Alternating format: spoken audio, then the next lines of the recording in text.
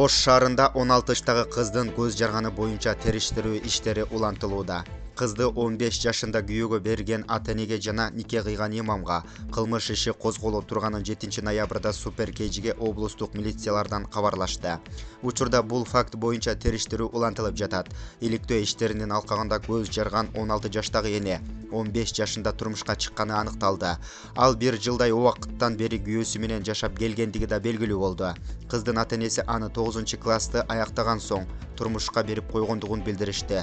Алардын айтымында кыз мектепте окубай калгандан кийин аны турмушка узатышкан. Учурда кыз менен күйөөсүнүн никесин кыйган имам да, анын күйөөсүн эки тараптын ата-энелерин жоопко тартуу маселеси каралууда.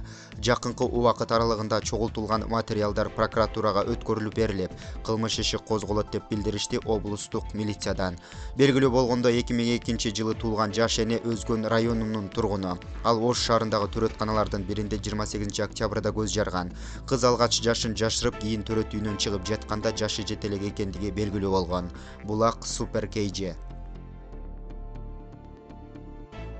Москвада кыргыз жараны өзү менен чогуу жашаган келиндин 5 жашар кызына сексуалдык мүнөздөгү аракеттерди жасаган деп шектелүүдө. Бул тууралуу жергиликтүү маалымат каражаттары жазды. Москва шаарынын түндүк-чыгыш аймагында жашаган жашоочулардан бири Кыргыз өлкөсүнөн келген жаран 5 жаштагы кызына сексуалдык мүнөздөгү ыплас аракеттерди жасаганын айтып полицияга арыз менен кайрылган. Арыз берүүчү аялдын айтымында, эркек киши анын кызынын уяттуу жерлерин кармалаган. Бул ишке шектелген кыргыз жаранын тергөө абагына камакка алышкан. Окуянын чоо жайын тийиштүү органдар иликтеп жатышканы жазылат маалыматта. Булак Супер КЖ.